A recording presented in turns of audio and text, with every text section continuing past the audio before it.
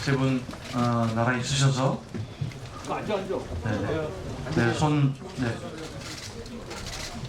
기호 순대로 하시죠. 예. 기호가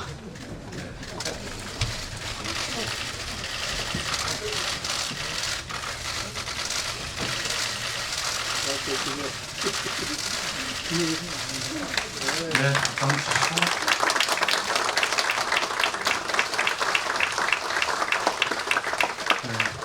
이제 테이블에 자리해 주시기 바랍니다. 자, 그럼 본격적으로 후보자 토론회를 시작하도록 하겠습니다. 지금부터 후보자 기조연설을 듣는 시간을 갖도록 하겠습니다. 연설 시간은 총 3분입니다. 아까 말씀드린 대로 시간 종료 시 차인벨이 울립니다. 잘 숙지해 주시기 바랍니다. 그러면 사전 추첨 순서에 따라 기호 2번 전해철 후보의 기조연설을 듣도록 하겠습니다. 큰 박수로 맞아주시기 바랍니다.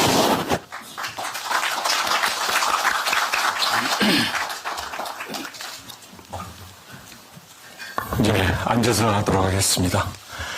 네, 안녕하십니까. 저는 21대 국회 민주당의 첫 원내대표 경선에 나서게 된 전해철 당선자입니다. 이번 총선에서 값진 승리를 일꾼 우리 당선자 여러분께 거듭 축하드리며 21대 국회에서 함께 한 거에 대해서 기쁘게 생각합니다.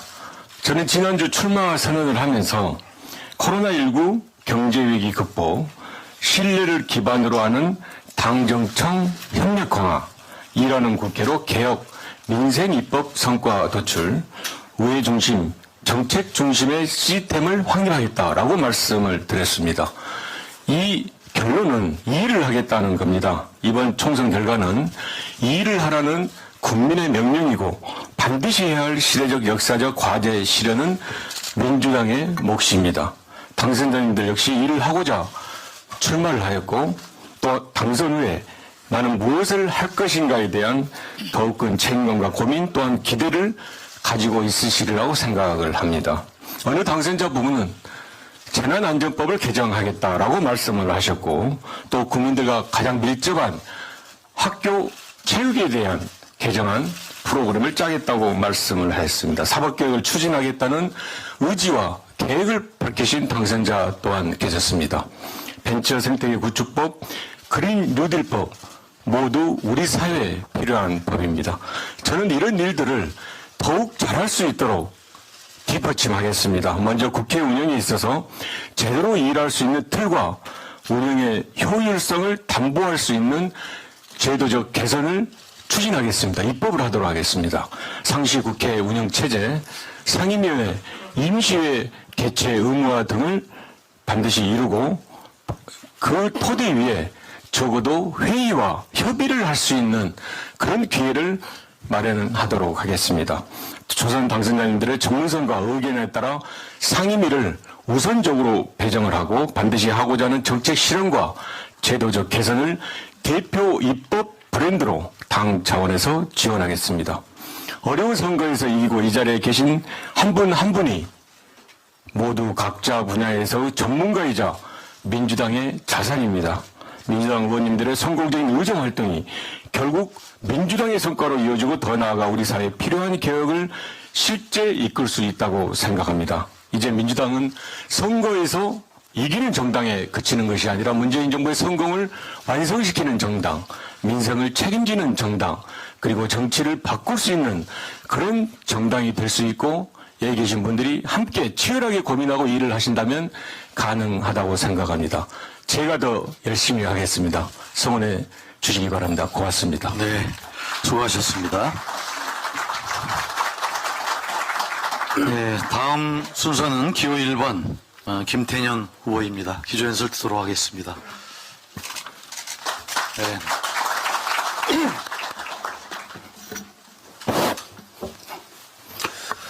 예, 반갑습니다. 기호 1번 김태년입니다. 당선을 많이 축하드립니다. 환영합니다. 코로나19로 우리 국민들 많이 힘드신데요. 이 시기에 우리에게 압도적인 의석을 주셨습니다. 2017년 정권 교체를 통한 문재인 정부 출범, 그리고 2020년 의회 권력까지 국민들께서 우리에게 허락해 주셨습니다. 민주당이 문재인 정부와 함께 제대로 일 한번 해봐라. 이렇게 하라는 그런 의미로 생각을 합니다. 어깨가 무겁고 큰 책임감을 가져야 할 때입니다.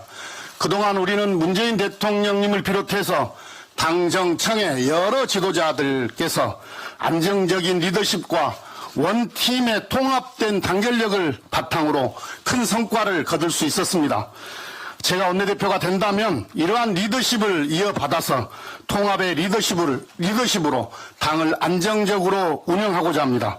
제가 초선이었던 열린 우리당 시절의 과오는 다시는 반복해서는 안 됩니다. 당을 안정과 통합으로 이끌 수 있는 원내대표 후보 저 김태년이다 이렇게 감히 말씀을 드리고 싶습니다. 출마 선언문과 홍보물을 통해서 말씀을 드렸습니다마는 저는 이번에 초선이 먼저다 이런 공약을 걸고 크게 두 가지 약속을 드리고자 합니다. 하나는 초선 의원님들의 전문성을 충분히 살리는 상임위 우선 배정입니다. 초선 의원님들께서 전문성이 있고 또 관심 있는 분야 상임위에 배정이 되어야 더 큰 열정을 갖고 일해서 의정활동의 성과를 낼 수 있습니다. 그 성과가 당의 성과가 되고 정권 재창출의 원동력이 된다고 믿기 때문입니다. 다음으로는 공약 실천 지원단을 만들어서 운영하겠습니다. 이번 선거 때 우리 의원님들께서 지역 주민들과 많은 약속을 하셨습니다. 의원님들의 공약은 당의 약속이기도 합니다. 당 정책위와 함께 공약 이행 지원단을 구성해서 여러 상임위에 걸쳐 있는 문제도 해결하고 또 예산 배정도 뒷받침하겠습니다. 코로나로 인한 경제 위기가 다가오고 있고 국민의 고통이 클 것이라는 예측이 많습니다. 코로나 방역에서 우리는 단 한 명의 국민의 생명도 소홀히 할 수 없다는 절박함과 간절함으로 최선을 다했습니다. 경제 위기도 단 한 명의 국민의 고통도 줄이겠다는 절박한 심정으로 위기를 극복해야 합니다. 경제위기 극복에 전념하는 그런 원내 대표가 되겠습니다. 문재인 정부의 국정과제, 경제정책을 설계하고 초기 이행을 주도했던 경험과 성과를 살려서 반드시 경제위기를 극복하고 국민의 고통을 줄여나가는 원내대표가 되겠습니다. 감사합니다. 네, 수고하셨습니다. 네, 마지막으로 기호 3번 정성 후보의 기조연설을 듣도록 하겠습니다. 예, 여러분 반갑습니다. 기호 3번 정성호입니다. 먼저 사선을 넘어서 영광스럽게 또 여의도에 입성하신 우리 당선 여러분 진심으로 축하드리겠습니다. 제가 요새 안 먹어도 될 욕을 엄청나게 먹고 있습니다. 첫째는 너 그러려면 왜 나왔냐? 선거운동이 제대로 안 하냐? 이런 비판을 동료 선배들한테 많이 받습니다. 왜 찾아다니지도 안 하고 네 전화도 못 받았다고 하는 분들은 많이 계십니다. 뭐 아시겠지만 우리 당의 선거관리 규정에 의하면 뭐 개별 방문, 홀 방문, 사실 뭐 최고위나 우리 선관위에서는 사무실 방문도 하지 말라고 됐기 때문에 나는 그런 변명도 드리고요. 그 다음에 이제 세상이 좀 바뀌고 있지 않습니까? 이제 대면에서 비대면으로 바뀌고 있습니다. 코로나19 이후에 모든 환경이 바뀌고 있는데 우리 당의 선거 방식은 옛날 아날로그 시대 방식 그대로인 것 같아요. 여러분들이 우리 당을 이끌 지도자들이 어떠한 철학과 가치관을 갖고 있고 자질과 능력이 있는지 그 여러 자료를 해서 평가를 해야 됩니다. 뭐 그런 의미에서 오늘의 토론회가 매우 의미가 있다고 생각합니다. 저는 두 번째로 그런 면에서 뭐 이런 선배들이 왜 안 하냐고 하지만 저의 철학과 가치관은 이미 언론 인터뷰를 통해서 또 어떻게 야당과 관계를 맺어갈 것인지 당정청 관계를 어떻게 나아갈지 많이 밝혔습니다. 꼭 여러분들이 읽어봐 주시고 제가 개별적으로 연락 드리신 분들은 제 문자 좀 봐주시고 부탁드리겠습니다. 또 한 측면에서는 우리 지지자들로부터 야 정성호가 180석 뽑아줬는데 계속 야당과의 대화 협상 얘기하는데 야 180석 왜 뽑아줬냐? 그냥 밀어붙이라고 했는데 야당과 대화 타입 얘기하니까 너 그러려면 뭐하러 국회의원 됐냐 이런 비판도 많이 받고 있습니다. 그러나 우리 20대 국회가 많은 성과 냈습니다. 탄핵도 이뤄내고 여러 가지 패스트트랙을 통해 갖고 개혁 입법도 어느 정도 도달했습니다. 그러나 과연 우리가 민생 입법에서 어느 정도 성과를 냈는지는 우리가 자문해 봐야 됩니다. 조기 야당과의 관계 문제입니다. 당정청 관계가 무슨 불협화면하고 잘못돼 갖고서 국회가 안 돌아간 게 아닙니다. 문재인 정부 출범 이후에 당정청 관계는 늘 좋았습니다. 일사불란했습니다. 원팀이었습니다. 우리 과거에 열린우리당 때의 트라우마가 있기 때문에 모든 분들이 개인적인 생각 자제하고 정부와 청와대 입장 또 대통령의 의견 따라갖고 최선을 다해왔습니다. 그러나 그야말로 단식투쟁, 삭발투쟁, 장투쟁 막무가내 야당의 책임이 일적으로 큽니다. 그러나 우리가 더 진정성 있게 끌어내야 될 건 우리 여당의 책임입니다. 그런 면에서 제가 새 후보 중에 유일하게 원내 수석부 대표를 경험해서 많은 성과를 냈었고 상임위원장, 기조위원장도 제가 했습니다. 그 당시 여야 관계 원만했습니다. 제가 맡은 그 부서에서는 그렇기 때문에 제가 대화 관계를 잘해낼 수 있다. 또 야당과 신뢰 관계가 있다. 이런 얘기도 제가 자신 있게 드릴 수 있습니다. 또 하나 제가 내가 비문 아니냐 또 반문 아니냐 그러지만 그 상당히 오해가 있습니다. 뭐 아시는 것처럼 대선 경선 과정에 이재명 경기도지사 후보 두 분 그 죄 때문에 제가 묻기에 몰려있지만 저는 비문도 아니고 반문도 아닙니다. 우리 문재인 정부의 가치와 철학, 대통령의 노선들, 정책적 입장 저는 쪽으로 공감하고 있습니다. 우리 당을 여러분들을 하나로 묶어내갖고 당정청 관계 원만하게 대화 관계 원만하게 해낼 자신이 있습니다. 네, 수고하셨습니다. 벌써 뜨끈뜨끈해지려고 그럽니다. 우리 당선인 여러분들 이 4장의 질문지 받으셨을 텐데요. 좀 이따가 우리 실무자들이 수고를 하겠습니다만 꼭 질문지 작성을 해 주셔야 됩니다. 뭐 사전에 준비된 질문지가 있는 게 아니고요. 플로어 질문은 직접 해 주신 거로만 뽑기 때문에 그게 만약에 준비가 안 되면 좀 이따 토론 진행에 차질이 생길 수 있지 않겠습니까? 꼭 좀 만드셔서 좀 이따가 거들 때 협조해 주시기 바랍니다. 다음 순서는 선관위에서 선정한 공통질문 6개 가운데 2개를 선정해서 후보자 3인께 질문하는 공통질문 시간입니다. 첫 번째 발언자 다음 후보자가 차례로 답변하는 식으로 진행하도록 하겠습니다. 답변 시간은 3분이고 마찬가지로 차임벨이 울립니다. 여기서 내가 보면 되죠? 아니, 아직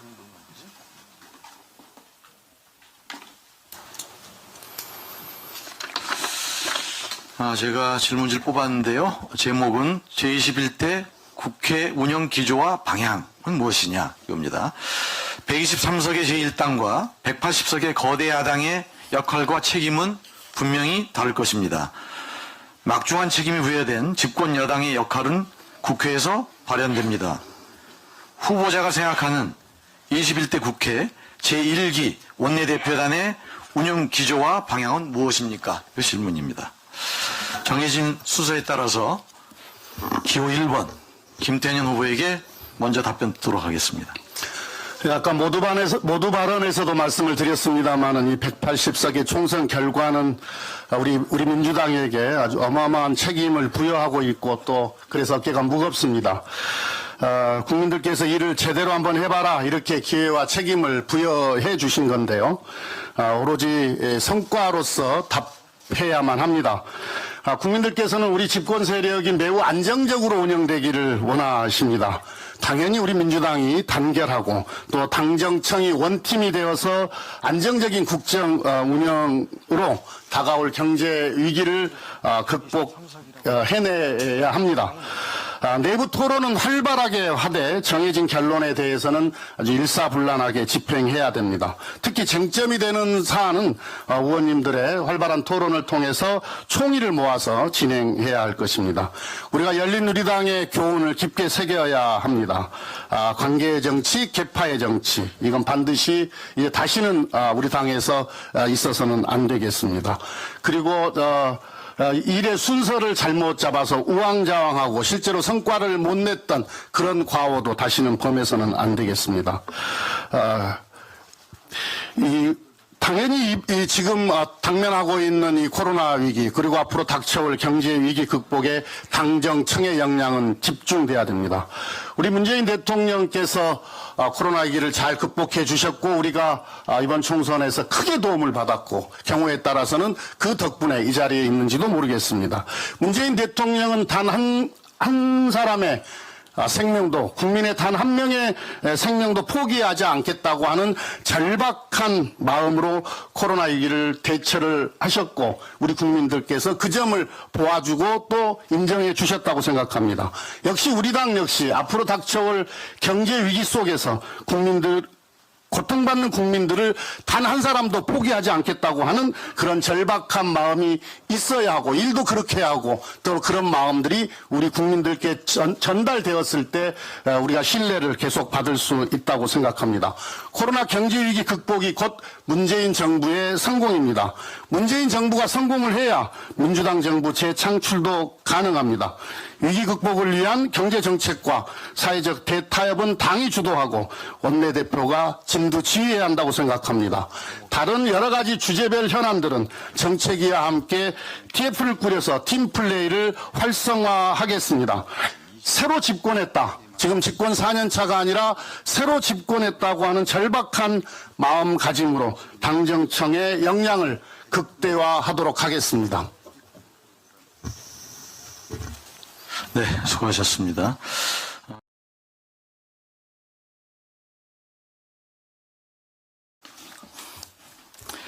예, 제가 출마 선언할 때도 겸손, 화합, 실용, 또 통합, 또 관용의 원내대표가 되겠다는 그런 선언했습니다. 가장 중요한 게 원내 통합입니다. 당 원내에서 의원들 상황의 긴밀한 소통과 화합이 가장 중요합니다. 여러분들이 이번 원내대표 선거가 사실상 여러분들이 헌법기관인 국회로서 최초의 권한을 행사하는 겁니다. 여러분들이 각자가 국민의 대표입니다. 국민의 대표가 그 대표의 대표를 뽑는 자리입니다. 정말 여러분들이 국민의 대표로서의 무거운 책임감을 갖고 임해주길 부탁드리고 그런 의미에서 우리 초선 의원들이 주눅들지 않게 해야 됩니다. 과거 열린우당 때의 트라우마 다 알고 있습니다. 그래서는 안 됩니다. 그러나 당론이 정해지면 일사분란하게 함께 가야 됩니다. 그 전에 각자의 의원들이 갖고 있는 여러분들의 장점과 특징들을 그걸 제대로 발휘할 수 있는 그런 여건들을 만들어내야 되겠습니다. 저는 공평무사하게 원내 당직들을 공평무사하게 하겠습니다. 제가 다 계파가 세계였다, 또 무계파다, 또는 비주류다 그런 얘기를 합니다. 그렇기 때문에 어떠한 선입견이나 어떠한 개인적 관계 없이 오직 여러분들의 전문성과 지역과 이런 특징들 고려해갖고 아주 공정하게 원내직을 배분하고 여러분들이 역할할 수 있게 다양한 형태의 다양한 레벨의 소통 창구를 만들어 일을 하도록 하겠습니다. 더 중요한 게 이러한 바탕 위에서 더 나아가 야당과 협상입니다. 제가 야당과 협상을 계속 강조하는 게 우리가 180석의 다수 의석을 얻었다고 하지만 그걸 할 수 있는 것은 패스트트랙에 올리는 겁니다. 그러나 국회 개헌 초기부터 이 패스트트랙에 올리는 것은 최고의 수단입니다. 칼은 칼집에 있어야 돼요. 칼집에 있을 때 위협의 수단이 되는 거지 빼고 나면은 어떤 결말이 날지 아무도 알 수가 없습니다. 이걸 수단으로 해갖고 개헌 협상을 잘 이끌어내고 그 다음에 야당을 협상의 테이블을 끌어내야 됩니다. 이 민생의 그 엄중함을 이 위기 대처의 정말 절박함을 야당을 갖고 설득을 해야 됩니다. 그런 의미에서 제가 진정하게 진정성을 갖고 신뢰를 갖고 야당을 설득하겠다는 말씀 드리겠습니다. 더 나아가서 국민을 통합해야 됩니다. 우리 원내가 통합되고 또 야당과 대화하고 이 바탕 위에서 국민을 통합해야 됩니다. 여러분들 하나 한 분 한 분이 2년 뒤에 우리가 만들어야 될 대선에서 꼭 승리의 견인차가 되어야만 됩니다. 여러분 각자가 역량 발휘할 수 있게 역할들 만들어주고 여러분들 역량을 준비해서 대선에 승리하고 4기 민주정부를 꼭 이끌어내야만 됩니다. 우리의 책임은 단지 코로나 위기를 극복하는 데 끝나는 게 아닙니다. 여기서 나아가고 문재인 정부가 추진하는 남북의 화해와 협력, 평화 번영의 시대로 나아갈 수 있는 그 준비를 우리가 해야 됩니다. 그 시작이 일기 원내에 부여되어 있다고 보고 있고 여러분들 각자가 그렇게 될 수 있도록 최선을 다하겠습니다. 국민들도 다양한 목소리가 나타나고 있습니다. 이번 선거 과정에서도 일부 지역주의도 나왔다 여러 가지 다양한 목소리가 나와 있기 때문에 그러한 목소리에 귀를 기울여야만 됩니다. 저는 그런 의미에서 다양한 정권에 가깝고 당권에 가까운 그런 원내대표가 아니라 국민에 가까운 국민의 목소리를 듣는 그런 원내 운영을 하도록 하겠습니다. 네. 마지막 순서로 기후위원 전해철 후보의 답변 듣도록 하겠습니다. 예, 저는 이번 국회 운영 기조와 방향은 철저하게 일 중심으로 돼야 된다. 성과를 내야 된다고 생각합니다. 이제는 야당의 핑계를 댈 수가 없다. 그게 저들이 과반수를 부여받은 책임이자 의무라고 생각을 합니다. 그런 의미에서 일하는 국회를 저는 이야기했습니다. 구체적으로는 적어도 회의와 토론을 할 수 있는 장을 만들자. 그걸 위해서 상시국회, 임시회의 한번 하기 위해서 수없이 많은 회의와 협상을 해야 되는 그런 폐단은 막아야 되지 않겠는가. 더 나아가면 상임위원회, 소위원회 역시도 논의할 수 있는 틀을 만들자라고 생각을 해서 국회법 우선 제도 개선하도록 하겠습니다. 그 제도 개선에 있어서 저희 20대에서도 노력했지만 안 됐던 것을 이제 우리에게 부여받은 과반수의 의석으로 국민께 설명드리고 이거는 저희들의 살을 깎는다. 그리고 이 일을 하기 위함이라고 설득하면서 저는 그 과반의 의석으로 적어도 제도 개선을 이루어야 된다고 생각합니다.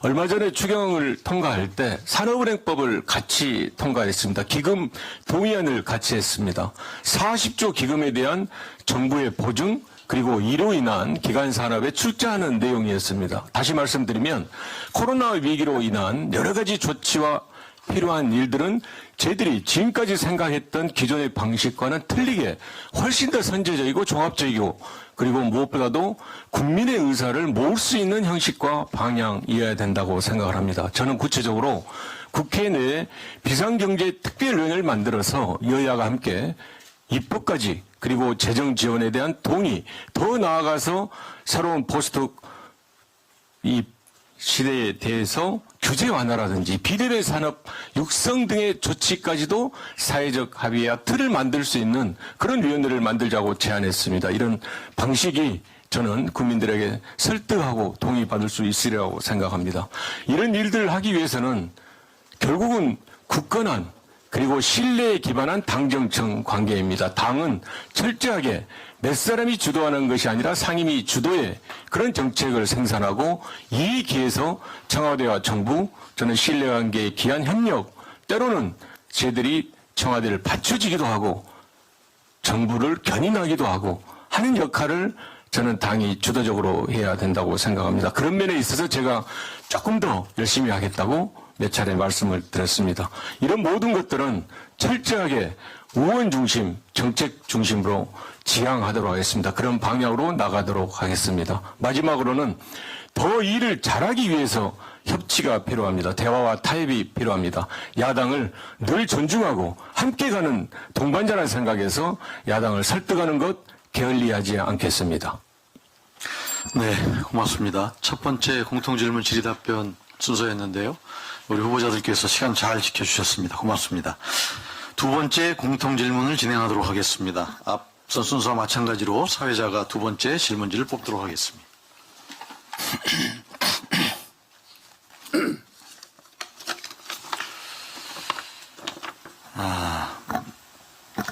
앞서서도 좀 나왔던 얘기인데요. 자, 일하는 국회를 위한 제도적 방안. 20대 국회의 입법 실적은 37%로 역대 국회 중 최저입니다. 심지어 식물국회, 동물국회라는 오명을 받기도 했습니다. 한편으로 야당의 협력도 필요합니다. 20대 국회 중 국회가 멈춰선 횟수는 25번입니다. 상임위 파행까지 합치면 90건입니다. 일하는 국회를 위한 후보자의 제도적 방안과 여야 협치의 방향은 무엇입니까? 이게 질문 내용입니다.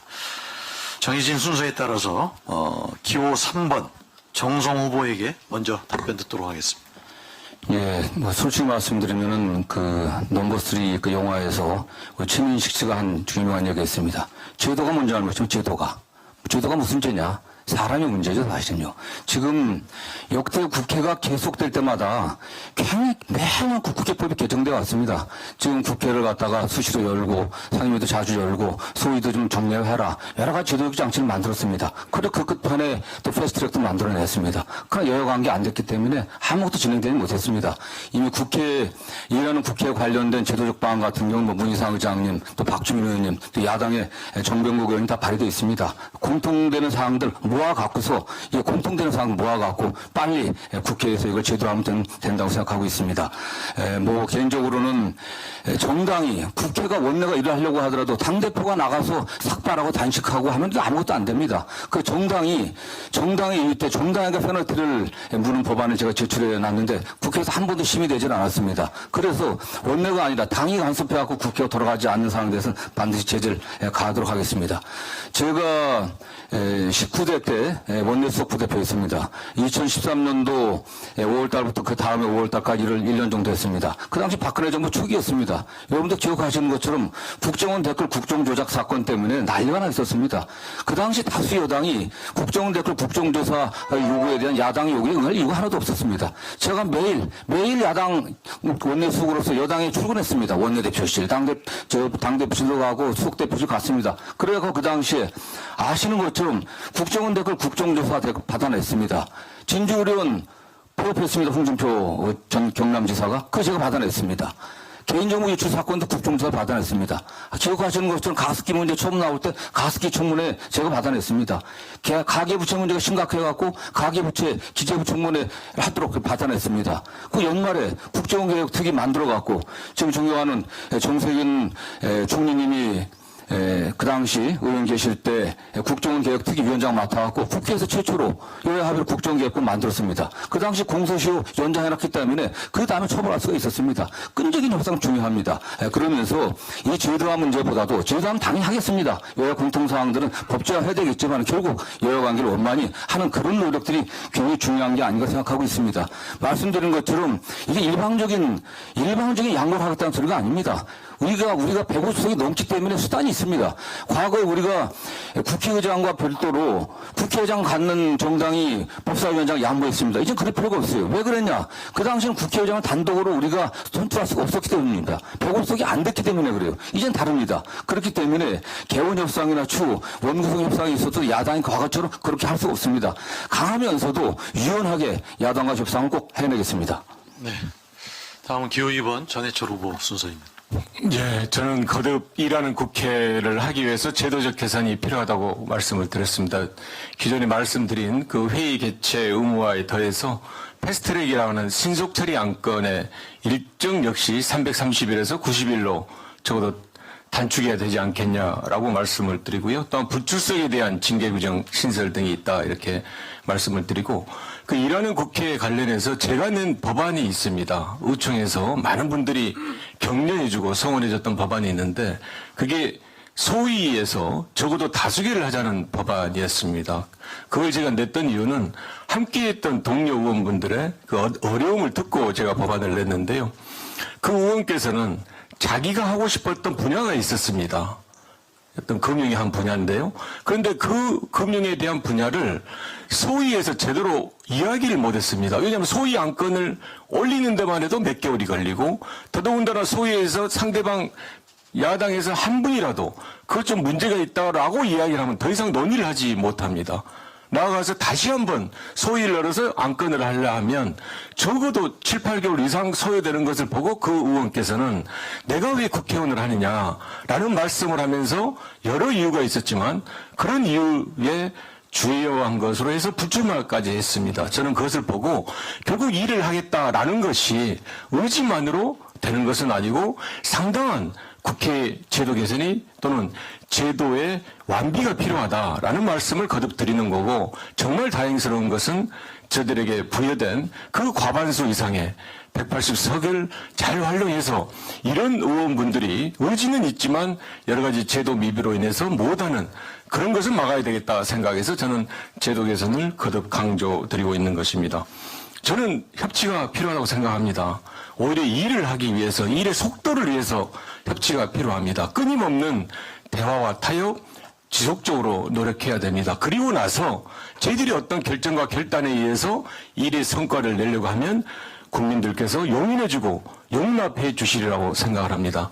2018년 11월에 제1회 국정상설협의체가 한 번 개최되고 무산된 거에 대해서 저는 두고두고 20대 국회에서 아쉽게 생각을 했습니다. 대통령께도 말씀을 드렸던 게 적어도 이런 협치의 틀만은 유지돼야 된다. 많은 것을 우리들이 양보한다 하더라도 여야가 마주 앉아서 이야기하고 큰 틀에서라도 합의할 수 있으면 그것은 대한민국 사회 갈등을 많이 이야기하는 이 대한민국 사회에서 실마리를 풀 수 있는 틀이지 않겠냐 했는데 이래로 그쳤습니다. 제가 만약에 원내대표 된다면 얼음에 불과하고 못했던 2018년 11월 이후에 중지됐던 여야연 국정상설협의체 반드시 가동하도록 노력해 보겠습니다. 네, 수고하셨습니다. 마지막으로 김태년 후보의 답변 듣도록 하겠습니다. 국회는 더 많이 개혁해야 합니다. 국민의 명령이기도 합니다. 국회 개혁의 핵심은 수기의 총량은 유지하되 결정의 속도는 빨리 하는 것입니다.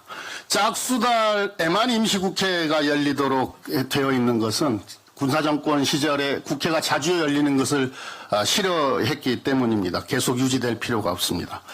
4차 산업혁명이 우리의 삶의 형태나 산업 경제적 구조를 빠르게 변화시키고 있습니다. 코로나19가 이것을 더욱 과속화시키고 있습니다. 당연히 국회가 이 속도에 부응하기 위해서는 논의와 결정이 빨라져야 되는 것은 너무 당연합니다. 하지만 국회의 고유 기능, 즉 갈등 조정과 이해관계 조정, 이 수기 기능을 또한 축소하거나 포기할 수는 없습니다. 수기의 총량은 유지하면서도 속도를 내려면 상시 국회는 너무 당연시 됩니다. 이 제도 만들어야 합니다. 또한 속도를 늦추는 여러 가지 장애물들이 있습니다. 이것 제거해야 합니다. 법사위의 체계 작구 심사권 폐지입니다. 체계 작구는 대단히 기술적인 문제입니다. 당연히 국회 사무처에 별도의 기구를 만들어서 수행하면 됩니다. 해당 상임위에서 여러 번의 토론을 통해서 여야 합의로 처리된 법안을 법사위 의원 한두 분께서 가로막고 장기간 계류시키는 폐단은 방지해야 합니다. 또한 각 상임위의 법안 소위를 복수로 운영해야 됩니다. 지금 18개 상임위 중에 8개 상임위에서만 복수법안 소위를 구성하고 있는데 복수법안 소위를 모든 상임위에 확대하게 된다면 초선 의원의 참여 기회도 확대될 뿐만 아니라 법안 처리 속도도 획기적으로 개선할 수 있을 거라고 생각합니다. 여야 협치 당연합니다. 그런데 협치는 구호나 말로 되는 게 아닙니다. 정권을 놓고 경쟁하는 정당들이기 때문에 상대 당과 관련하여 협력하고 협조하는 것 크게 기대하기가 힘든 것이 또한 우리 대한민국의 정치 문화이기도 합니다. 따라서 선의에 의지할 게 아니라 제도로 실천해야 한다고 생각합니다. 야당과는 늘 협상을 해야 합니다. 협상에서의 핵심은 강단과 끈질김 그리고 유연함입니다. 저는 늘 협상하면서 이 원칙을 지켜왔고 또 많은 성과를 내왔다고 생각합니다. 예결위 간사를 할 때는 그때 핵심 쟁점이었던 누리과정 예산을 확대했고 야당 시절 정개특위 간사일 때는 보궐선거 축소, 온라인 입당 허용, 안심번호 여론조사 도입을 만들어내기도 했습니다. 또한 여당의 정책위 의장 때도 야당과 협상을 통해서 많은 성과를 내본 경험이 있습니다. 네. 우리 국회를 운영하면서 우리가 느낀 여러 가지 문제점 그리고 개선 방안에 대해서 세 분 후보자께서 참 날카롭게 조목조목 잘 얘기해 주신 것 같습니다. 그렇게 좀 바뀌었으면 좋겠습니다. 21대에는. 자, 지금까지 공통질문 선관위가 정한 공통질문에 대한 질의 답변을 마쳤고요. 지금 우리 실무자들이 질문지를 수거하고 있습니다. 지금 적어주신 질문지를 우리 실무자들에게 전달해 주시기 바랍니다.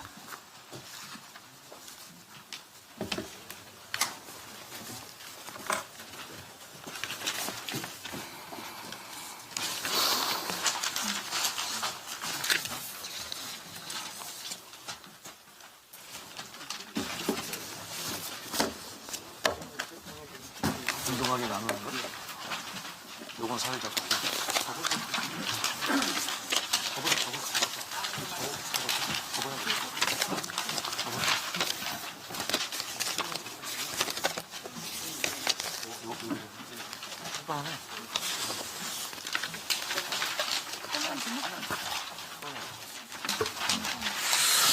네, 플로어에서 질문들을 풍성하게 주신 것 같습니다. 어떤 질문이 될지는 그야말로 오늘의 운세입니다. 아주 어려운 질문도 있을 것 같은데요. 한번 들어보시기 바라고요. 아까 말씀드린 대로 플로어 공통 질문은 저 질문지 가운데 우선 제가 2개를 뽑아서 후보자 3인께 먼저 질문하고 나머지들은 후보자가 직접 질문지 함에서 뽑아서 답변하는 것으로 하도록 하겠습니다. 여기 실 거죠? 그러면 제가 먼저 첫 번째 질문을 뽑도록 하겠습니다.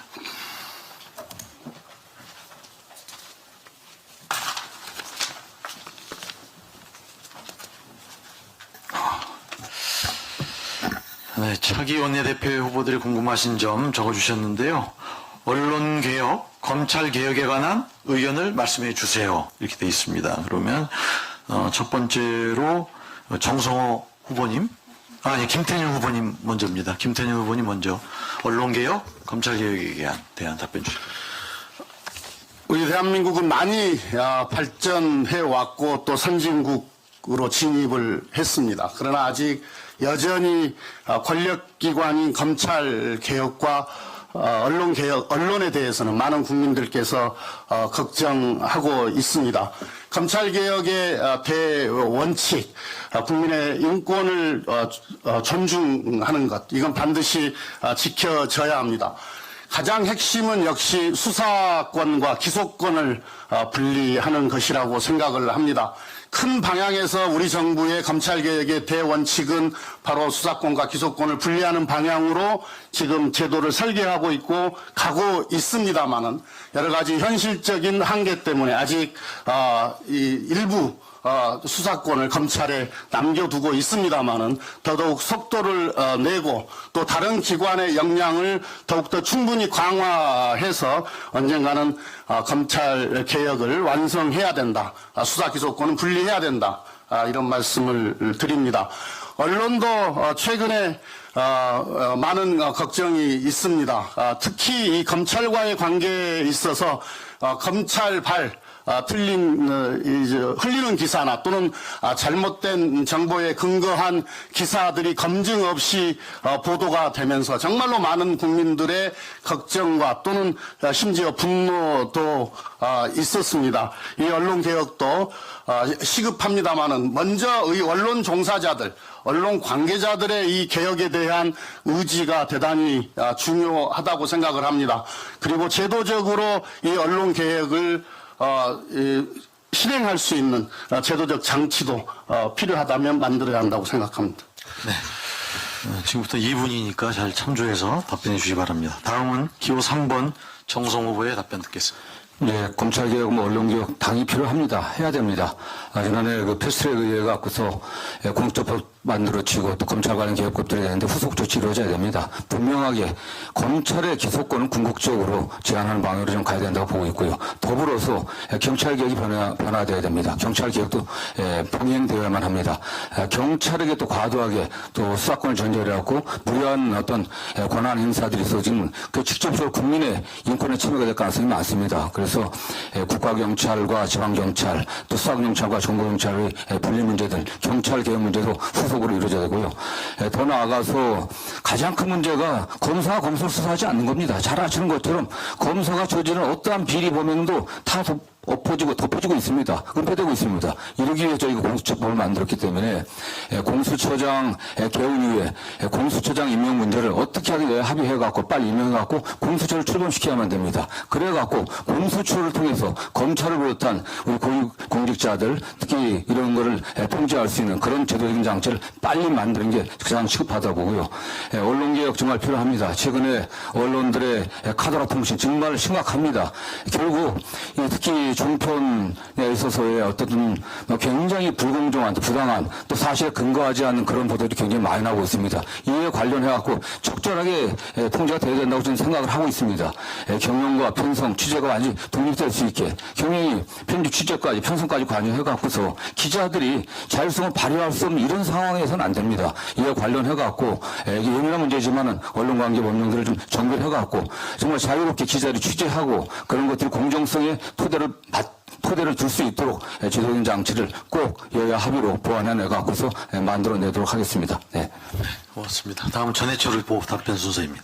예, 저희들은 지난해 아주 어렵게 검찰개혁에 관한 법을 통과시켰습니다. 아시다시피 공수처법과 그 수사권 조정에 관한 법을 통과했는데 이 법을 확실하게 이행하는 게 저는 일단은 검찰개혁에 필요하다고 생각을 합니다. 이를 위해서는 국회법이 개정이 되어야 됩니다. 인사청문회법이 개정이 되어야 됩니다. 그래야만이 공수처장 임명하는 데 있어서 지장이 없는데 그런 법들이 만약에 통과되지 않으면 올해 7월 달에 공수처장 임명이 어려워질 수 있습니다. 지금 언론에서는 공수처장 임명에 대한 야당의 추천권만을 생각하고 있지만 실제로 국회에서는 이런 국회법 등이 통과되지 않으면 인사청문회에 관한 법이 통과되지 않으면 저희들이 노력했던 그 공수처장 임명이 안 될 수도 있습니다. 그런 의미에서 우선적으로 저희들이 어렵게 통과한 지난해 공수처법을 확실하게 집행하는 근간을 또한 국회에 논하기 위해서 실행해야 된다고 생각을 합니다. 수사권 조정 역시 후속이 필요합니다. 그때 많은 분들이 우려했듯이 검찰에 대한 그러한 권한 이양이 자칫 경찰에게 과도한 권한을 주는 것이 아니냐라고 하면서 경찰의 자치경찰제 그리고 정보경찰의 통제 방안 등을 이야기하고 더 나아가서 국가수사본부를 이야기했습니다. 그런 후속이 되지 않는다면 저희들이 어렵게 했던 검찰개혁 정말 지장이 받을 수 있습니다. 다른 것보다도 그 후속 법안에 대한 확실한 이행 반드시 21대 국회에서 해야 된다고 생각을 합니다. 좀 더 나가면 검찰개혁은 아니지만 법원개혁 역시 하나도 입법이 안 됐습니다. 그거 반드시 이루어야 된다고 생각합니다. 언론개혁에 대해서는 사실 편성권의 독립, 언론의 자유와 한편으로는 이번에 나왔지만 물론 확실한 사실관계는 나오지 않았지만 또 하나 문제가 되는 게 검언 유착 등 언론의 남용, 권한 이탈이 있습니다. 이런 부분을 잘 조화해서 언론개혁 해야 된다고 생각을 합니다. 네, 수고하셨습니다. 이번에 두 번째 플로어 질문이고요. 마찬가지로 답변 시간 2분입니다.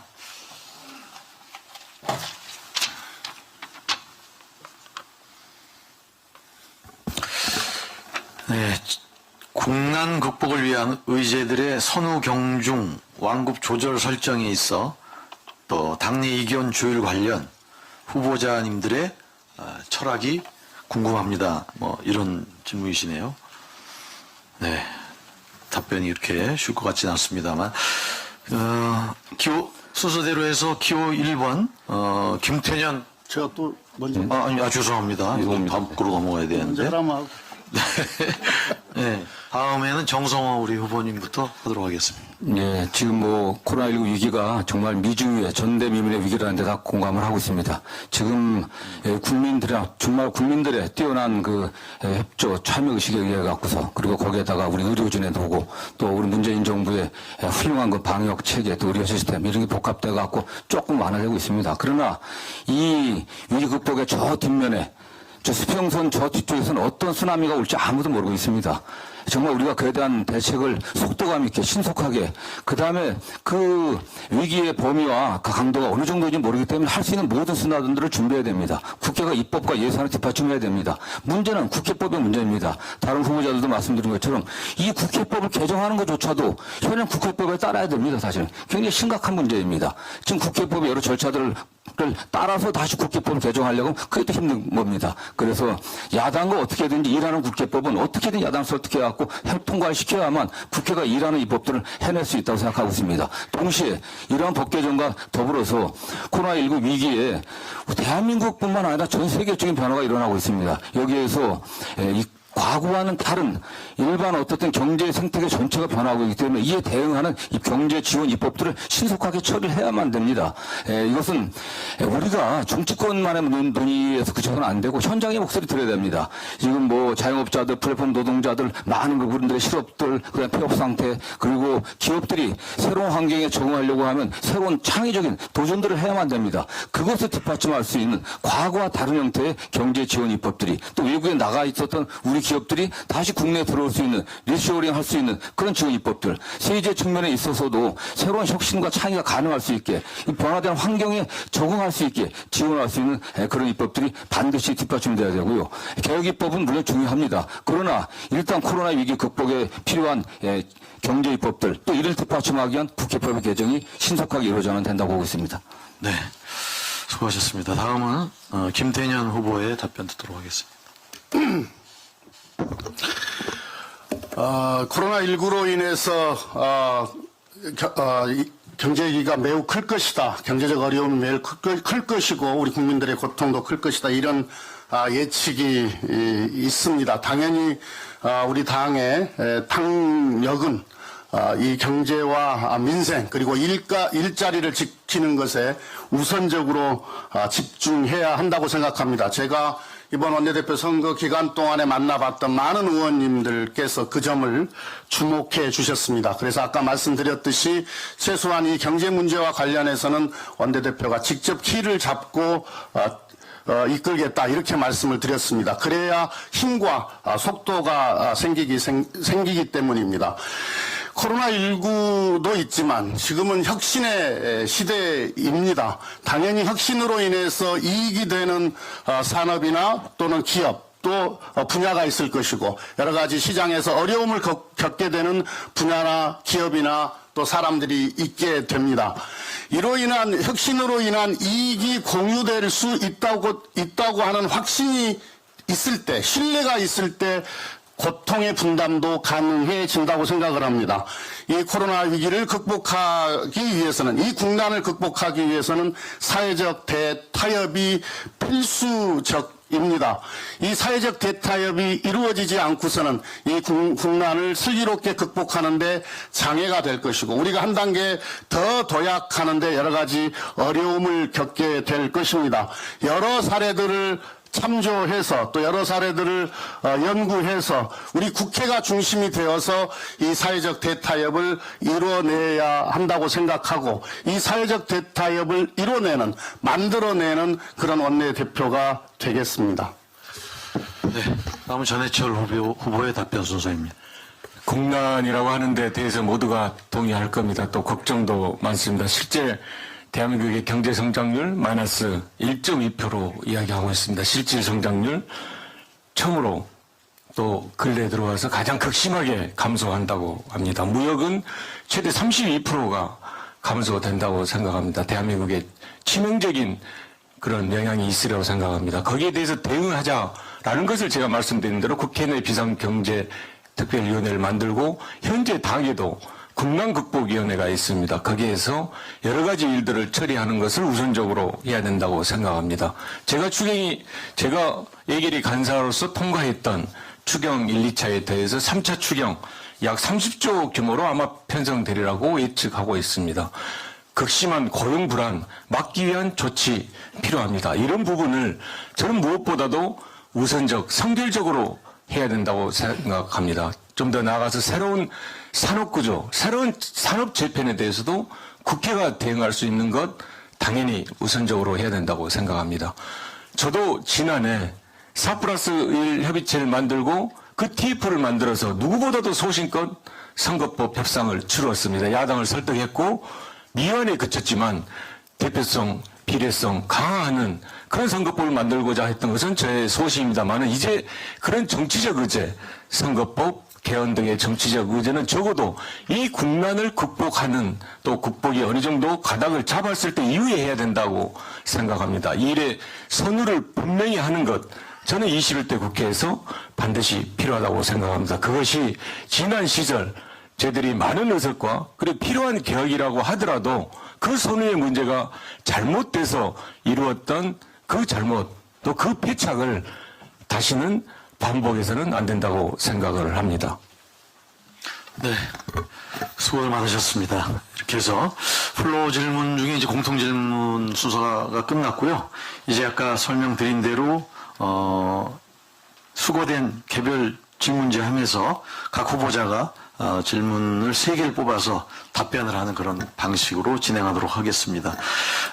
질문은 사전 합의된 순서대로 후보별로 1개씩 총 3차례에 걸쳐서 진행됩니다. 차례가 되면 후보자께서는 준비되어 있는 자신의 개별 질문지 하면서 1개의 질문지를 뽑아 읽고 답변해 주시면 됩니다. 답변 시간은 2분이고 종료 시 마찬가지로 차임벨이 울립니다. 사전 추첨 순서에 따라 1차 개별 질문은 기호 1번 김태년, 기호 2번 전해철, 기호 3번 정성호 후보 순으로 진행하겠습니다. 그러면 먼저 기호 1번 김태년 후보께서 질문지를 선택을 해주시기 바랍니다. 네네, 어서 뽑는 겁니다. 잘 뽑으셔야 됩니다. 미리 뽑으면 안 되는 거예요? 네. 쉬운 게 나와야 되는데.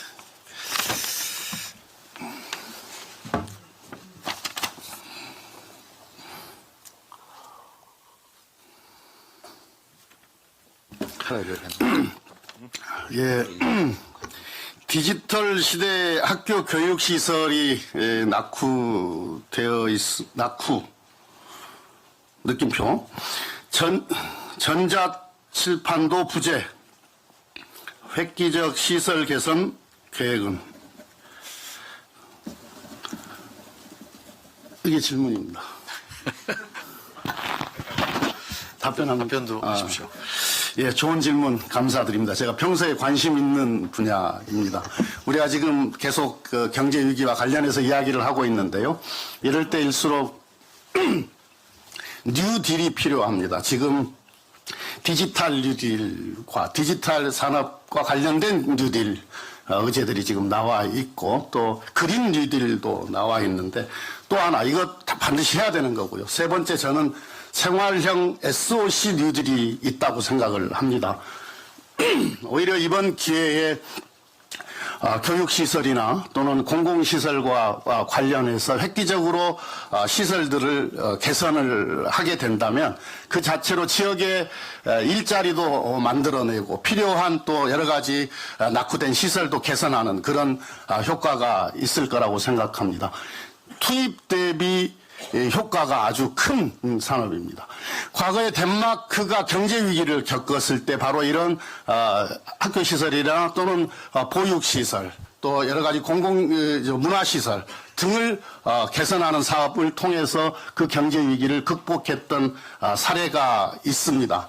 우리가 이번에 사회적으로 아까 말씀드렸던 사회적 대타협과 함께 이런 뉴딜 프로젝트를 진행하는 데 있어서 시대의 변화에 맞춘 어떤 디지털 뉴딜 그리고 그린 뉴딜과 함께 이 생활형 SOC 사업에 더 많은 재원을 투입을 해서 우리 아이들이 안전하게 더욱 쾌적한 환경에서 좋은 환경에서 학교 생활하고 공부할 수 있는 여건을 만들어주고 또 우리 아이들이 더 좋은 환경에서 유아시설을 보낼 수 있도록 해주는 것 그리고 학부모들이 안심하고 또 그런 시설에 보낼 수 있게 하는 것 이건 일석이조다 이렇게 생각하고 또 골목마다 동네마다 생활문화시설을 만들어주는 것 이거 필요하다고 생각합니다. 네, 수고하셨습니다. 다음은 우리 전해철 후보께서 하나 뽑아주시고 답변해 주시기 바랍니다.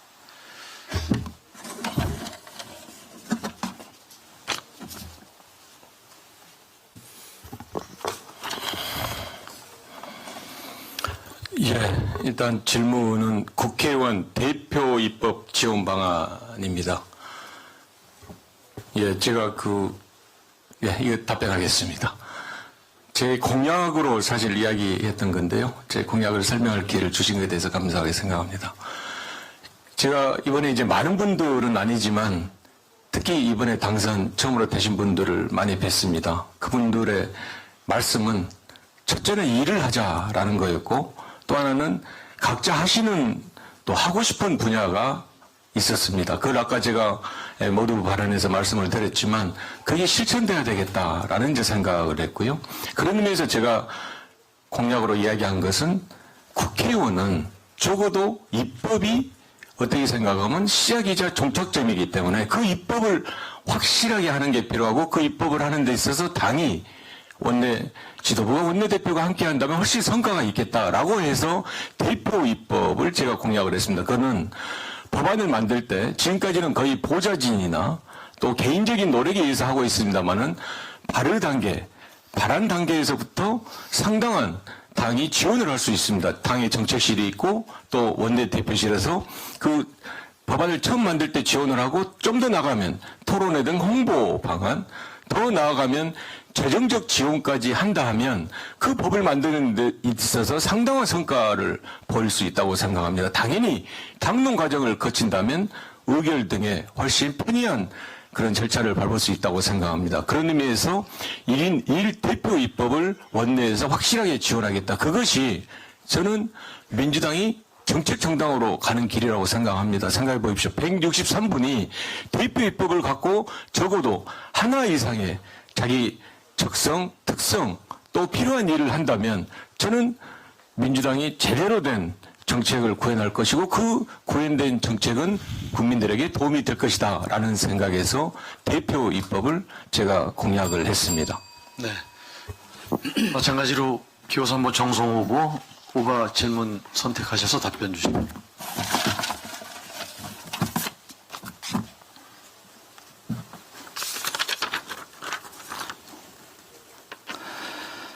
예, 의정생활 중 가장 보람으로 생각하는 대표 입법은 무엇인가요?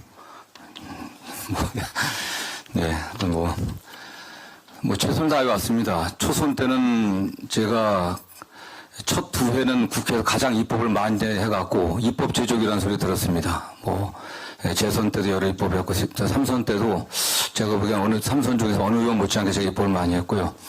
초선 때 가장 생각나는 입법은 이제 경기국구 관련해갖고서 주한미군 공유지역 주변지역 지원 특별법을 사실상 제가 그 입법을 주도했습니다. 공동 발의했고 대표 발의는 문희상 의장이 대표 법안이 있었고 또 김영우 전 의장이 대표한 법안도 있었는데요. 이것이 국가안보를 위해 오랫동안 희생만 일방적으로 강요되어 온 경기국구 지역이나 전방 지역들 또 미군 공유지역 주변 지역의 국민들에게 새로운 희망을 만든 그런 입법이었습니다. 제가 재선 또 3선하면서 가장 또 보람있었던 입법은 그 개인참여자 회생법이었습니다. 아시는 우리 뭐 법조인들은 아시겠지만 회생기간이 5년입니다. 5년 되기 때문에 일각에서는 이게 5년을 좀 단축시켜주면은 그 뭐라 해야 되죠? 도덕적 해이가 일어날 거 아니냐고 하지만 5년 동안 안에 일부 변제하고서 생활을 할 수가 없습니다. 또 이 법을 그렇기 때문에 오랫동안 이 법이 그 회생 그 변제 기간을 좀 단축해야 된다고 하는 그런 견해가 많이 있었지만 야당이 굉장히 반대를 많이 했습니다. 다행히도 이게 법안 소위가 갖고 이걸 강력히 반대하는 야당 의원이 그 자리 법안 소위 없어 갖고 통과됐습니다. 그래갖고 전체에 와갖고 5년의 기간을 3년으로 단축해갖고 파산한 채무자들에게 또 새로운 희망을 줬다고 하는 그런 생각을 좀 갖고 있고요. 그 다음에 제가 기획재정위원장 할 때 세법 개정에 있어서 함에 있어서 이 5G 투자에 대한 세액감 공제를 갖다 처음으로 도입했습니다. 그래서 변화 혁신 시대 또 4차 산업혁명 시대에 5G에 대한 투자들 시설 투자가 좀 가능하고 기업들이 보다 적극적인 투자를 할 수 있는 그런 여건을 만드는데 제가 기여를 했다고 좀 보고 있습니다. 고맙습니다. 네, 수고하셨습니다. 마찬가지 방식으로 개별 2차 질문 답변을 듣도록 하겠습니다. 추첨 순서에 따라서 기호 2번 전해철 후보, 기호 3번 정성호 후보, 기호 1번 김태년 후보 순으로 진행하도록 하겠습니다. 그러면 전해철 후보 먼저 뽑으시고 답변 바랍니다.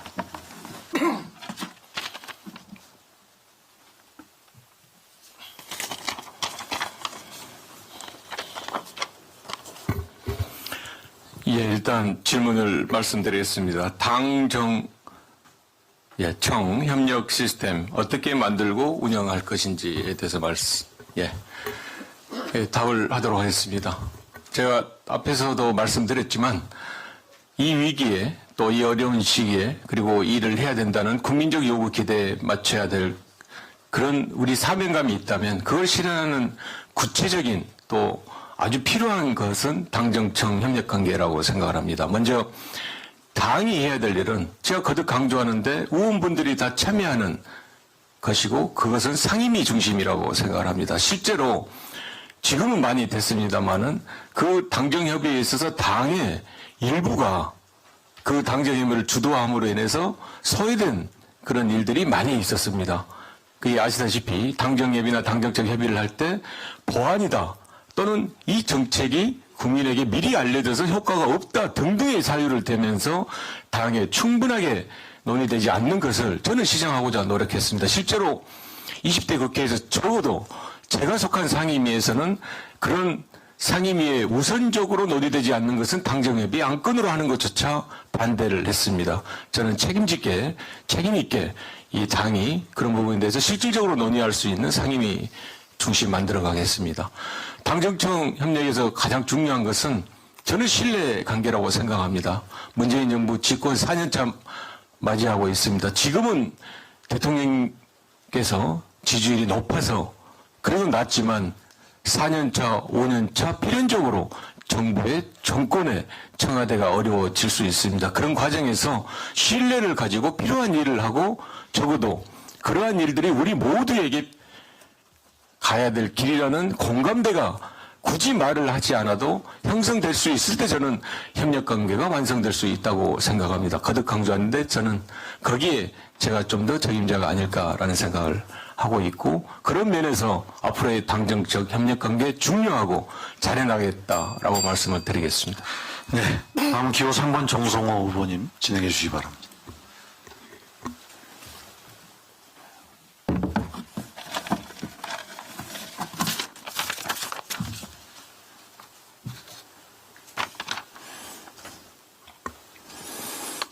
예, 문제를 읽겠습니다. 야당과의 협력, 협상 등의 표현에 또 끌려가는 모습을 보이는 것이 아니냐는 걱정이 있습니다. 여당 주요 국회 운영 구성 방안이 있을까요? 답변하겠습니다. 제가 야당과의 그 협력, 대화, 소통을 강조하고 또 여당도 일정 부분 양보해야 된다는 말씀을 자주 드렸습니다. 정말 중요합니다. 소수 야당이 마지막까지 바닥까지 떨어져 갖고 극한 투쟁을 하게 된다면 또 국민들에게 실망을 합니다. 우리는 국민들에게 무한 책임을 져야 되고 국회가 일을 해야 됩니다. 제가 누차 강조하지만 180개 거대 여당이 할 수 있는 확실하게 할 수 있는 단 하나의 의견은요, 패스트트랙 올리는 겁니다. 우리가 패스트트랙, 5분에서 하면 패스트트랙 올릴 수 있기 때문에 진행시킬 수 있습니다. 그러나 패스트트랙 올리게 되면은 330일 기다려야 됩니다. 지금 현재의 상황은 330일 기다릴 수 있는 상황이 아닙니다. 어떻게 협력을 해야 됩니다. 그러나 일하는 국회를 만들고 품격 있는 국회를 만드는 법안들은 그 국민적 동의가 가능하기 때문에 그런 부분에 관련해 갖고서는 좀 패스트트랙 정협상이 안 된다고 하면 패스트트랙에 올려야 된다고 생각하고 있습니다. 그러나 그 외의 법안들 같은 경우는 최대한 우리가 협력을 이끌어야 됩니다. 개원 협상 과정에서 좀 전에 말씀드린 것처럼 과거에 우리가 여당일 때도 또 양보할 수밖에 없었던 것은 또 야당일 때도 양보할 수밖에 없었던 것은 우리가 150석이 안 됐기 때문에 그렇습니다. 이제 150석이 넘기 때문에 우리 독자적으로 원구성을 할 수가 있습니다. 국회의장을 뽑을 수가 있습니다. 그렇기 때문에 상임위원장 배분이라든가 상임위원회 위원수 결정이라든가 이런 문제가 가능합니다. 국회를 품격 있게 만드는 윤리특위 상소를 해야 됩니다. 윤리특위 만들어 갖고 제대로 안 되게 되면 징계를 다양화해 갖고 엄정한 처벌들을 가능하게 해야 우리가 국민 소환제를 못하는 대신에 할 수 있습니다. 이런 것들은 해야 되겠지만은 나머지 법안들, 우리 민생 법안들, 경제활력 법안들은 야당과 소통해야 됩니다. 저희가 소통, 대화, 협력 또 이렇게 말하는 것은 원칙이 없는 게 아닙니다. 분명한 원칙들, 우리가 국정에 무한 책임을 갖고 있고 국민에 대해서 책임을 져야 되기 때문에 그러한 원칙을 갖고 하는 야당과의 협상이지 일방적으로 끌려가는 협상이 아니라는 점을 다시 한번 말씀드리고요. 저는 그런 면에서 야당 의원들, 야당 지도부와 어느 누구와도 신뢰관계를 구축해 갖고 결과를 낼 수 있다 자신 있습니다. 네. 다음은 김태년 후보 순서입니다.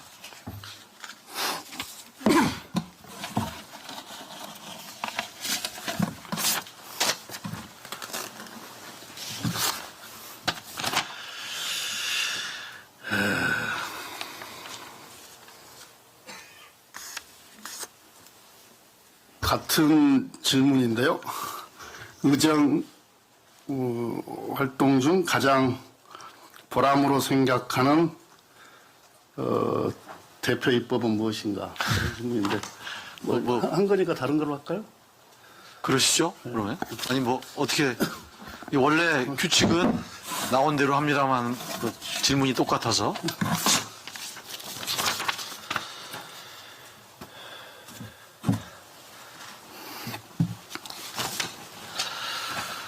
예, 이건 겹치지 않아서 포스트 코로나 위기 극복과 민생 안정 등 시급한 당면 과제가 많습니다. 가장 우선하고 싶은 과제가 있다면 무엇인가요? 답변을 드리도록 하겠습니다. 코로나 위기를 극복하기 위해서는 정말 많은 걸 해야 합니다. 그러나 이제 이 코로나 위기 때문에 하는 이기도 하지만 사실은 우리 정부 들어서서 혁신성장의 국정운영 어떤 방향에서 혁신성장의 큰 축을 세우고 줄기차게 진행을 해오고 있고 또 그에 대해서 많은 성과가 나기도 했습니다. 역시 그 궤도 위에서 더 풍부하게 할 건 풍부하게 하고 더 속도를 낼 것은 속도를 내야 될 텐데요. 역시 입구에 해당하는 규제를 혁신하는 일입니다. 흔히 규제 혁신하면 규제 완화만을 생각하는데 오히려 시대에 맞지 않는 규제들은 시대에 맞게 또 우리 여러 가지 경제 산업 구조나 형태에 맞지 않으면 거기에 맞게 고쳐주되 또 필요한 규제는 해서 또 새로운 산업을 창출하는 이런 일들을 해야 한다고 생각합니다. 그중에 금융혁신이 아주 중요합니다. 이 금융혁신은 부동산하고도 관련이 되어 있습니다마는 우리가 이 자본시장이 활성화되어야 생산 부문에 자금이 투입이 되고 그걸 기반으로 활발한 기업 활동이 이루어져서 우리가 성장을 할 수가 있게 됩니다. 이 점도 우리가 충실하게 해야 될 것 같고 또 우리가 많이 또 해왔다 하는 말씀을 드립니다. 역시 사회적 대타협을 이뤄내는 일입니다. 저는 정책위 의장을 하면서 카카오와 이 택시 카풀과 관련해서 이 자가용 카풀과 관련해서 엄청난 갈등이 있었을 때 진지하게 경청하고 토론하고 합리적인 해결책을 모색해서 해결해 본 경험도 있습니다. 역시 그건 이익의 공유를 제시했던 것입니다. 이 사회적 대타협이 우리가 새로운 시대로 넘어가는데 필수적인 일이다 이렇게 생각합니다. 네, 수고하셨습니다. 이제 질의응답 마지막 순서가 되겠는데요. 이제 3차 개별 질문입니다. 이번 순서는 기호 3번 정성호 후보, 기호 1번 김태년 후보, 기호 2번 전해철 후보 순으로 진행하도록 하겠습니다. 네, 벌써 뽑으셨네요.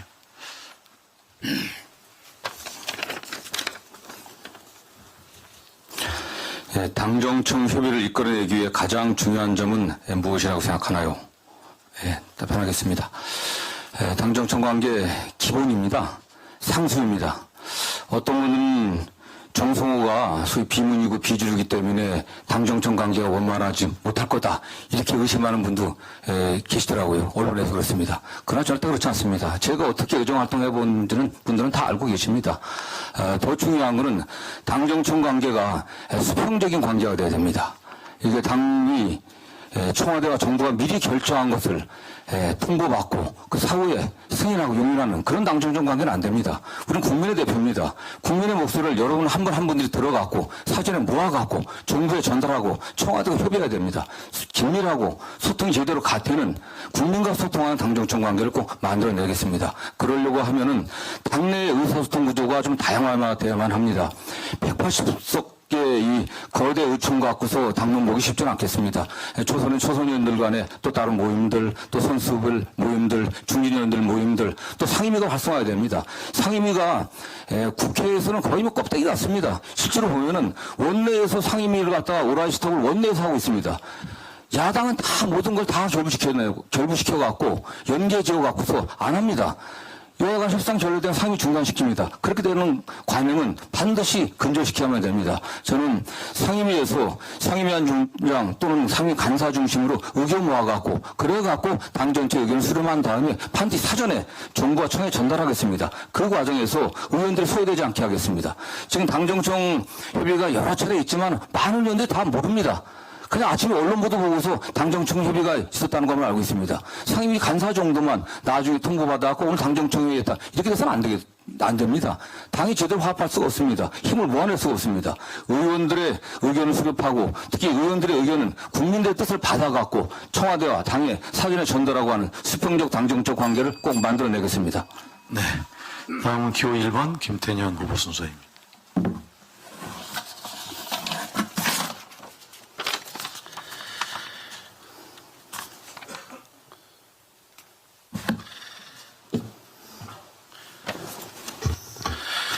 통합의 원내대표를 말씀하셨는데요. 분열을 넘어 통합을 위해 무엇을 할 것인지 구체적으로 말씀해 주시기 바랍니다. 이런 질문입니다. 예, 통합과 안정의 리더십으로 당을 안정적으로 운영하겠다 이렇게 공약을 걸었습니다. 제 정치적인 어떤 위치라 그럴까요? 이게 이 통합의 리더십을 발휘하는데 적절하기 때문에 드리는 말씀입니다. 우리 당의 개파와 계보가 없어진 지는 이미 오래되었고 이건 매우 건강성을 유지하는 접경입니다. 다만 살아왔던 또 배경이나 또 여러 가지 이유로 인해서 의견 그룹들은 존재를 하는데 비교적 제가 다양하게 이 의견 그룹들과 자유롭게 소통할 수 있고 부담 없이 소통할 수 있는 그런 정치적인 위치에 있다. 한쪽으로 편향되지 않은 그런 리더십을 발휘할 수 있기 때문에 이 공약을 걸었고요. 저는 토론을 늘 중시합니다. 이 통합의 리더십을 하기 위해서는 토론이 필수입니다. 제가 카풀이나 또는 규제혁신호법, 사회적으로 큰 이해관계가 충돌하고 찬반이 나누었던 법들을 법과 현안들을 처리할 때도 관계자들 또는 의원님들 간에도 활발한 토론을 통해서 이견을 해소하고 결정해서 통과시키고 또 그 통과된 법에 의해서 지금 일정하게 성과가 나는 그런 결과물을 만들어낸 적도 있습니다. 또한 여러 과제들, 우리가 지금 해결해야 될 과제들이 상당히 많이 있습니다. 경제 문제 외에도 권력구조 개혁을 포함하여 여러 가지 과제들이 있는데 우리 다행히 우리 의원님들은 새로 당선되신 의원님들 중에서도 관련된 분야의 전문가이거나 또는 관심 있는 분들이 많습니다. 이분들을 팀을 만들어서 이 팀에서 활발하게 토론하고 지속적으로 끈질기게 그 현안이 해결될 때까지 운영한다, 지원한다. 그리고 원내대표는 적극적으로 뒷받침한다. 이걸 통해서 이 통합의 리더십을 확보하겠다는 말씀을 드립니다. 네. 마지막으로 전해철 우리 후보님 순서입니다.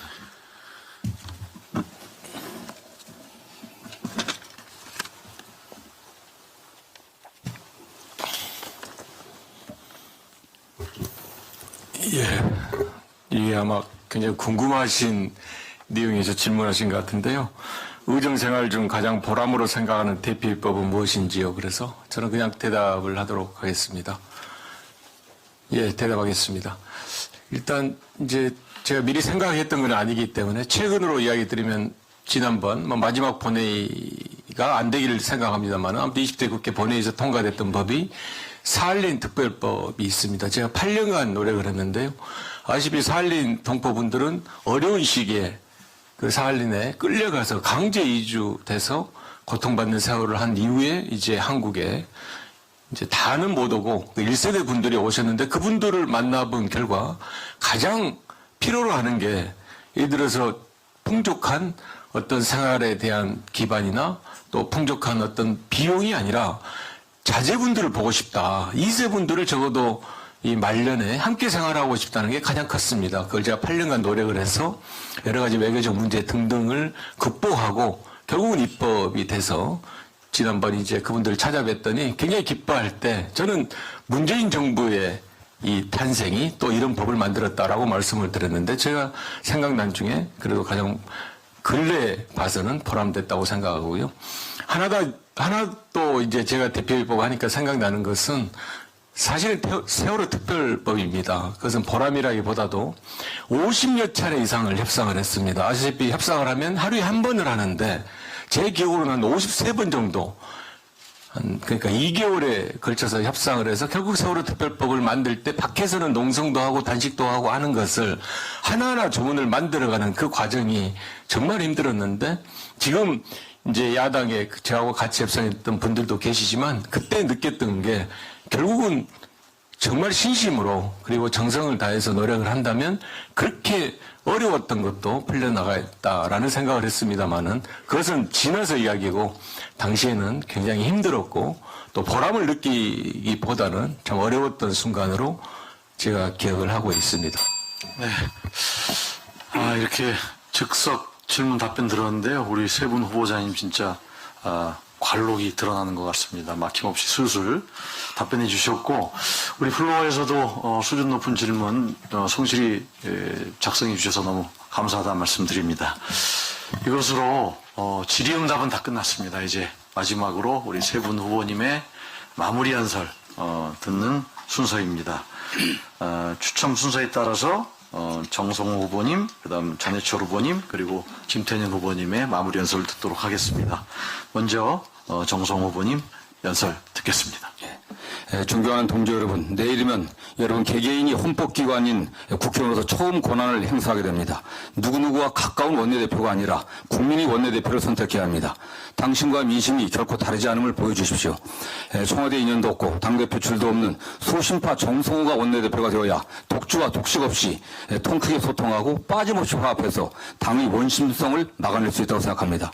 민주당이 변화와 혁신의 상징 저 정성호 개파가 아니라 당선인 여러분께 국민께 줄 서는 원내대표가 되겠습니다. 당정청 소통 아주 좋습니다. 오늘 내일 주변에 아시는 정부 공무원들에게 정성호가 어떻게 소통했는지 좀 물어봐 주십시오. 야당과의 협치 필요합니다. 야당 의원들에게 정성호가 원내수석, 국토위 간사, 기재위원장 때 어떤 신뢰를 형성했는지 물어봐 주십시오. 일하는 국회, 사무처 직원, 언론인, 국회 대관 관계자들 물어봐 주십시오. 당 안팎의 소통, 야당과의 신뢰, 또 바깥파는 입법 실적, 정성화 없이 잘했다고 하면 좀 더 관심을 갖고 판단해 주시길 부탁드리겠습니다. 막스 웨버는 좋은 정치인의 세 가지 덕목으로 열정, 책임감, 균형 감각을 꼽았습니다. 열정이 넘치는 우리 김태년 의원님, 책임이 충만한 전해철 의원님, 맞습니다. 훌륭하십니다. 그러나 이 둘을 연결하는 것이 균형 감각입니다. 숫자 3은 균형과 완전을 뜻한다고 합니다. 당내의 모든 세력을 품을 수 있는 포용력과 균형 감각을 갖춘 원내대표 저 정성호가 잘할 수 있습니다. 원내대표 선거가 뻔한 결론이 아니라 혁신과 통합을 나타내는 국민 감동의 결론을 안겨드릴 수 있도록 소신파 저를 선택해 주실 부탁드리겠습니다. 네. 다음 기호 2번 전해철 후보 순서입니다. 예, 저는 참여정부 청와대에서 민정비서관 민정수석으로 3년 8개월간 일을 하고 그리고 원외 지역위원장으로 4년간 활동하다가 19대 국회에 들어와서 일을 하고자 노력을 했습니다. 국정원 특위, 또 NLL 문제, 대통령 기록물 사건, 제가 아까 말씀드린 세월호 특별법 제정 협상 등 당에서 필요한 일을 하면 굳은 일마다 하지 않고 일을 했습니다. 하지만 임명직 당직은 친노 친문이라는 이유로 때로는 배제, 때로는 양보하면서 하지 못했지만 선출직 최고위원으로 탄핵과 정권 교체를 위한 대통령 선거 지도부 역할을 했습니다. 과정에서 저는 시스템 공천을 이야기했고 지난 지방선거 그리고 이번 총선에서 일정 부분 이루어진 것은 또한 성과라고 생각을 합니다. 지난해는 공수처법 또 선거법 처리를 위한 TF를 주도적으로 만들어서 4+1 협의체를 가동시켰고 예결위 간사로 1, 2차 추경안을 통과시킬 수 있었습니다. 모두가 일을 하고자 한 저의 노력의 결과라고 생각합니다. 지금 역시 일을 하고자 합니다. 이를 위해서 무엇보다 당정청 협력 관계가 중요하다고 생각합니다. 일방적 쓴소리가 아니라 신뢰에 기반한 긴밀한 소통을 이루도록 하겠습니다. 함께해 주신다면 섬기는 리더십으로 열심히 하겠습니다. 감사합니다. 네. 다음은 김태년 후보의 마무리 인사입니다. 두 토론회 잘 보셨습니까? 매우 긴장되게 토론에 임했습니다. 평가는 우리가 지금 3선, 4선 이렇게 일을 하고 있기 때문에 평가는 함께 일해봤던 사람들이 잘할 수 있다고 생각합니다. 비교적 함께 일했던 사람들이 이번에 원내대표 선거하는데도 많이 도와주시는 걸 보니 제가 그래도 일은 잘했구나 이런 생각을 하는데요.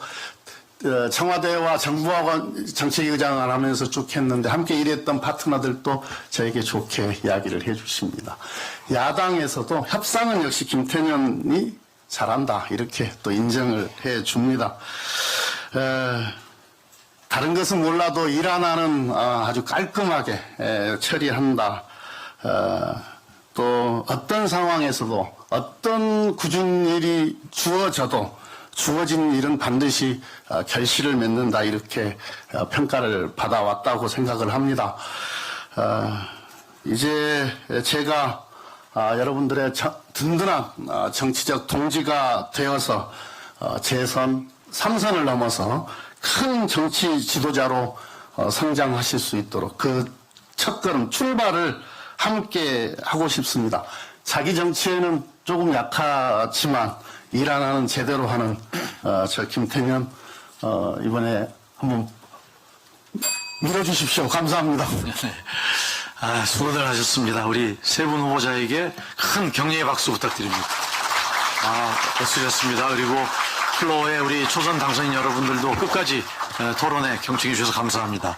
토론은 이것을 마치도록 하겠고요. 한 가지 공지사항 말씀드리면 경기 안산 단원갑의 고영인 당선자께서 초선 당선인 여러분께 잠깐 몇 분 제안을 드리겠다고 하니까 그 말씀 듣고 가주시면 고맙겠습니다. 이것으로 후보자 합동 토론회를 모두 마치도록 하겠습니다. 여러분 수고하셨습니다.